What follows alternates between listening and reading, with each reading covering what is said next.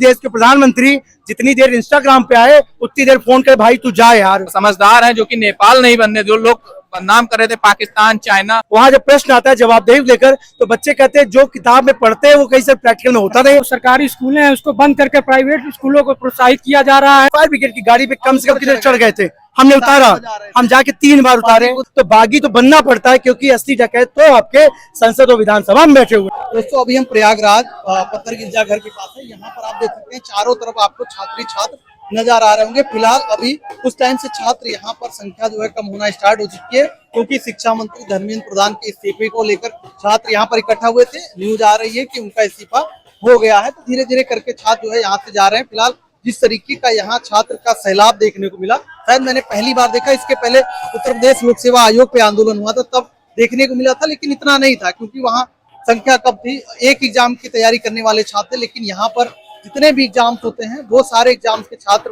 यहाँ पर देने वाले इकट्ठा हुए थे। यहाँ पत्थर गिरजाघर से लेके आप सुभाष चौराहा या हनुमान जी का मंदिर है वहां तक दोनों साइड से आपको छात्र नजर आ रहे थे और संख्या धीरे धीरे बढ़ी रहती है। ये गोल चक्कर चौराहे का पड़ता है, पूरा यहाँ पर छात्र दिख रहे थे, मतलब कहीं पर स्पेस आपको नजर नहीं आ रहा था। फिलहाल अभी यहाँ पर कुछ छात्रों से हम बात करते हैं। अभी तो हमारे साथ शिवम भाई हैं। तो शिवम भाई, जिस मांग को लेकर छात्र यहाँ पर इकट्ठा हुए थे, आप भी आए थे रूम से अपने, तो उनका इस्तीफा जो है हो चुका है, तो कैसा लग रहा है अभी? दिवांशु भाई, आज ये वास्तविकता में ये महसूस हुआ। इससे पहले 2024 में वन डे वन शिफ्ट में हम लोगों ने जीत हासिल की थी। आज ये लगा कि मतलब छात्र एकता वास्तविकता में बहुत बड़ी बात है। जैसे कि हर जंतर मंतर दिल्ली के जगह होते हुए भी हर राज्यों में, हर जिलों में फैल चुका था माहौल, और होना भी था। 2 दिन का अल्टीमेट दिया गया था उनको, केंद्र सरकार को, और इस्तीफा होना तय ही था क्योंकि लोग ठान लिए थे कि जब तक इस्तीफा नहीं और कोई बातें नहीं। हालांकि सरकार और लड़कों को बरगलाने में अपना विचार विमर्श करती रही थी बार बार। मोदी जी भी 2 दिन लाइव आए। बस ये हम यही चाहते हैं कि इस मरी हुई सरकार को अब जागना होगा। अगर रहना है तो जागना होगा, वरना जेएनजी जाग चुका है और उसको पता है कि अगर आपको सही तरीके से शासन चलाना है, छात्रों के हित में बात करना है, महंगाई, बेरोजगारी और कई सारे मुद्दे हैं, सब पे अगर आपको अपनी चेतना को जगाए रखना है तो फिर आपको छात्रों के हित में केंद्र सरकार, किसान, मतलब सारे लोगों को आपको लेके ही चलना पड़ेगा, वरना फिर आप टिक नहीं पाओगे। क्योंकि हम लोगों के हाथ में 5 साल में एक बार पावर रहता जरूर है विभांशु भाई। और मैं भी एक रिक्वेस्ट और करना चाहूंगा गवर्नमेंट से कि अगर ये सब चीजें कर दी हो ना, तो अब लगे हाथ ये भी कर दो कि जैसे हमारे उत्तर प्रदेश में भी परीक्षाएं पारदर्शिता के साथ हो, बच्चों को झेलना ना पड़े।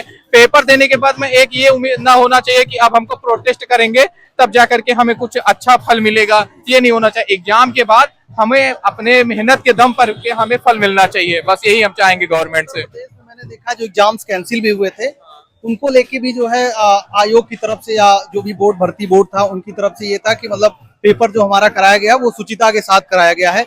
लेकिन फिर भी बाद में खबरें आई कि लीक हुआ है, उनको कैंसिल करना पड़ा। तो इस तरह की भी चीजें जो है देखने को मिलती हैं कि वो कहेंगे कि नहीं चीजें अच्छी हुई है, लेकिन छात्र कहते हैं कि जो है चीजें अच्छी नहीं हुई, फेयर तरीके से एग्जाम नहीं हुआ है। जैसे अभी हाल के दिनों में जो है देखा गया लेखपाल के एग्जाम में छात्र सड़कों पर थे, बाहर आए थे, आंदोलन कर रहे थे और तमाम एग्जाम्स को लेकर। तो मैंने वही बोला ना कि जैसे उत्तर प्रदेश में चाहे लेखपाल हो, चाहे यूपीएसआई हो, लेकिन बहुत सारे लड़कों ने वो किया। इवन एविडेंस भी लोगों ने दिखाए, हम भी मतलब देखे लोगों के द्वारा।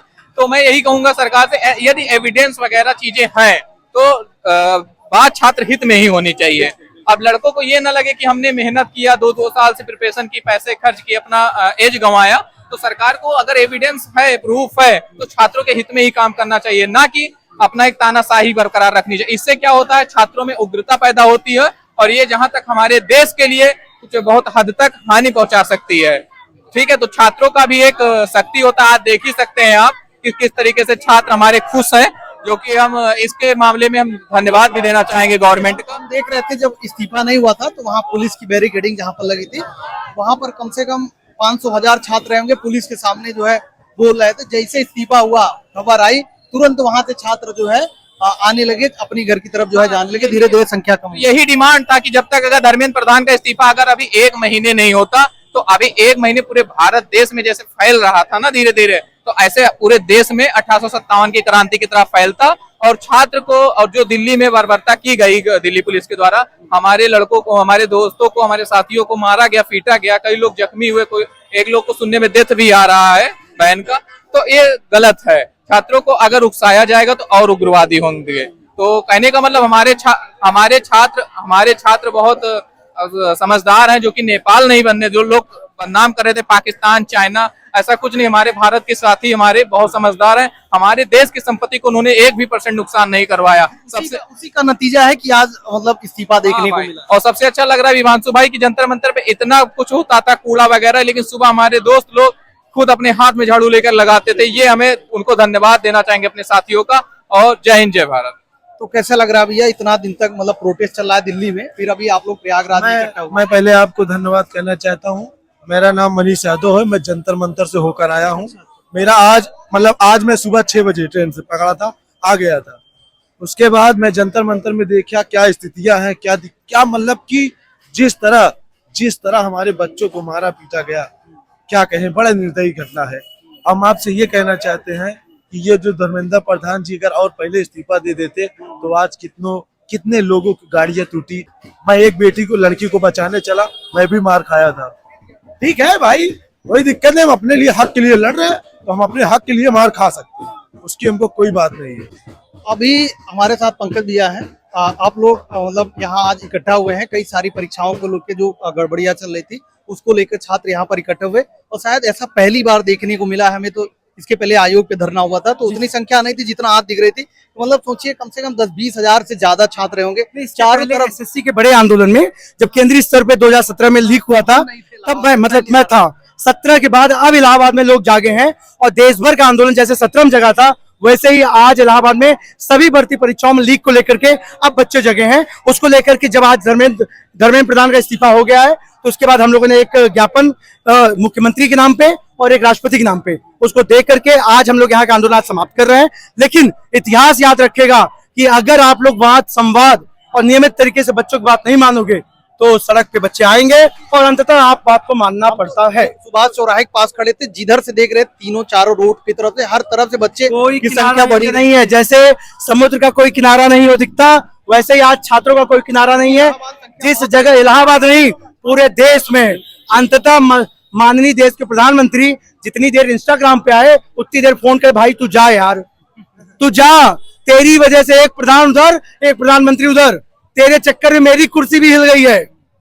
और अगर श्री योगी आदित्यनाथ जी अगर इसको संज्ञान में छात्रों के मुद्दे, लेखपाल पेपर लीक प्रकरण, लोअर में बच्चों का बाहर होना, टीजीटी पीजीटी भर्ती में पुरानी नियमावली लागू करना, जूनियर भर्ती के मामले में और लोक सेवा आयोग जवाबदेही के मामले में अगर बात नहीं सुनते हैं तो पुनः सड़क पे छात्र फिर उतरेंगे और आपको सब बात सुनना पड़ेगा। आखिरकार इतना दिन होने के बाद प्रधानमंत्री जी ने देखा कि माहौल क्या चला, इंस्टाग्राम पे आए, रील बनाए, परसों भी बनाए, कल भी बनाए। सोचा कि हिंदू मुसलमान चलेगा, उन्होंने सोचा कुछ नहीं तो कहीं आरक्षण चलेगा, लेकिन ये तो बच्चे हैं, वो चैप्टर पढ़ के आए हैं यूनिटी इन डाइवर्सिटी।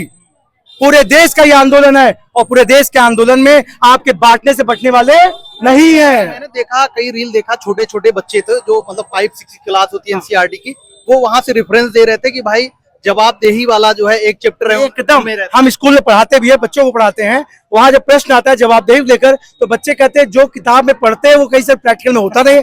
यहाँ मेरे बहुत सारे पुराने स्टूडेंट भी आए हैं, वो कह सर तब भी आप बागी थे, अब भी बागी हैं। तो बागी तो बनना पड़ता है क्योंकि असली डकैत तो आपके संसद और विधानसभा में बैठे हुए हैं, और अगर ये डकैत सुधरे नहीं तो इन डकैतों की गाड़ी पे लगा हुआ झंडा भी और उनकी गाड़ी भी, दोनों गाड़ी उठा करके बाहर फेंक दिया जाएगा। इसलिए अभी भी निवेदन है कि गांधीवादी तरीके से गांधी के देश में संवैधानिक दायरे में बच्चों की बात सुने, समझे और हर मामले को हल करने का प्रयास करें, अन्यथा दृष्टि पीछे नहीं। अगर देखा जाए शुरुआत से ही जो है गांधीवादी तरीका अपनाया था, चाहे जंतर मंतर हो गया या फिर अन्य जगहों पे। अगर कुछ जगह देखने को मिला अगर कोई भड़काने वाला बीच में आ जाता है तभी कुछ चीजें हुई। हर जगह साथ अच्छी होती थी, एक गड़बड़ भी होती है। उन एक को सही करने की जिम्मेदारी हम छात्रों पर होती है और हम लोग करते हैं। समस्या इस बात की होती है कई बार कुछ ऐसे उपद्रवी होते हैं, लेकिन उपद्रवी को भी तो समझाना ही पड़ेगा। फिलहाल में हमने अभी जैसे गाड़ी खड़ी थी फायर ब्रिगेड की गाड़ी पे कम से कम कितने चढ़ गए थे, हमने उतारा, हम जाके 3 बार उतारे, 3 बार उतारे, फिर बच्चों को उतार करके शासन से वार्ता करके उन गाड़ी को यहाँ से हटवाया। तो हम आज अपने एकदम गांधीवादी तरीके से संवैधानिक दायरे में वही नियम कानून जो क्लास में डिसिप्लिन को मानते हैं वही हमारे धरने का अनुशासन था, आज भी है और कल भी रहेगा। हम अपने दायरे से बाहर जाके नहीं, लेकिन हम आशा करेंगे कि सरकार इसको दायरे से बाहर न जाने दे। वही कारण है कि आज इस्तीफा देखने को मिला है। बाकी अन्ना मूवमेंट के बाद ये बड़ा मूवमेंट है आज देश का, जिसमें आज सब लोग एक साथ होकर के यूनिटी के साथ परिवार भी एक हो रहा है। अब तो गार्जियन भी आने लगे थे। बिल्कुल हमने देखा हाँ, यहीं पर कई बहुत सारे गार्जियन। तो मैं निवेदन करूंगा कि आप चैनल के माध्यम से बहुत सारे बच्चे बहुत सारे बच्चे आए हैं और सारे बच्चे छोटे छोटे बच्चों ने कहा भैया कि हम लोग तो कभी नहीं देखे थे, लेकिन अगर इससे जवाब नहीं दिया जाएगा तो हम लोग कहाँ जाएंगे। क्लास में बच्चों को परेशान किया जाता है। प्राइवेट निजी स्कूलों की स्थिति बहुत खराब है। तो हमने आज यहाँ पे ज्ञापन भी दिया है, ज्ञापन के माध्यम से जवाबदेही भी मांगी है। आपको बता दें यहाँ पर लड़के ही नहीं लड़कियों की संख्या भी ज्यादा है। एकदम लड़के लड़कियां सब आए थे और अच्छी बात है, सबने उसी संवैधानिक दायरे में जैसा महाहुंकार होना चाहिए महाहुंकार बड़ा हुआ, लेकिन विद संवैधानिक दायरे में हुआ। और इससे पता चला कि इस्तीफा हो गया है। छात्र यहाँ पर चिल्ला रहे, डांस कर रहे थे, सारे अपने घर की तरफ आराम जाना से भी चाहिए। मैं निवेदन करूंगा आपके चैनल के माध्यम से, जिन बच्चों का अब यहाँ पर जो हमारा मांग थी उसका बड़ा मांग हमारा केंद्रीय स्तर पूरा हो गया है और आप लोगों का इतना इकट्ठा होना ही सारे सत्ता को हिला दिया है। यही है, यही युवा शक्ति की जीत है। सिर्फ हंगामा खड़ा करना मेरा मकसद नहीं, हमारी कोशिश है कि सूरत बदलनी चाहिए। मेरे सीने में ना सही तो तेरे सीने में सही, आग कहीं भी हो लेकिन ये आग जलनी चाहिए। ये आग जल रही है और सूरत बदल रही है। यही हमारी युवाओं की बड़ी जीत है। छात्र एकता जिंदाबाद, छात्र एकता जिंदाबाद। इसी के साथ सबसे बच्चों को कहेंगे, बच्चों यहाँ पे अब जो लोग भी हैं अपने घरों की तरफ निकले, अपनी पढ़ाई भी करें, लड़ाई भी लड़ें। जब जब जरूरत पड़ी है तो आप लोग लड़ाई लड़ने में सहयोग करें और अपनी पढ़ाई कर दें। 8 घंटे पढ़े और 1 घंटे अपनी लड़ाई करें। मैं अपने यूपी के जो शिक्षा मंत्री हैं संदीप चौधरी से ये कहना चाहता हूं कि जो हमारे बीएड के विद्यार्थी रहे हैं, जो प्राइमरी से निकल गए हैं 1 to 5 से, उन सब के लिए 6 to 8 की भर्ती यानी जूनियर सुपर टेट की भर्ती आनी चाहिए उत्तर प्रदेश में। ये हमारे जो शिक्षा मंत्री संदीप जी हैं उनसे विनम्र निवेदन है कि वो जूनियर की सुपर टेट की भर्ती हमें जल्द से जल्द दें, क्योंकि हम लोगों को 1 to 5 निकाला गया तो हम लोग को भी कुछ चाहिए, वरना ये भी सरकार संदीप ये भी इस्तीफा देने के लिए तैयार होंगे यूपी से। जय हिंद, जय भारत। हम माननीय मुख्यमंत्री जी से कहना चाहेंगे स्कूल की व्यवस्थाएं सही की जाए, ना कि बंद कर दिया जाए। आज देखा जा रहा है कि जो सरकारी स्कूलें हैं उसको बंद करके प्राइवेट स्कूलों को प्रोत्साहित किया जा रहा है और प्राइमरी स्कूलों के हालात ये है कि वहाँ बच्चे तो हैं लेकिन वहाँ टीचर नहीं है, तो वो स्कूल कैसे चलेगा।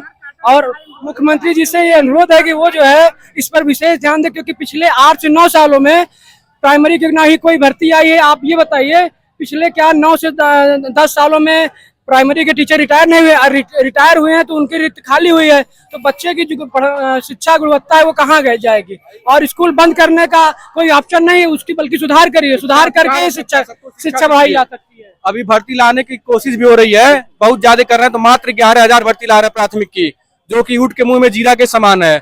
हम लोग को 50+ वैकेंसी चाहिए जिससे सभी को बराबर मौका मिल सके।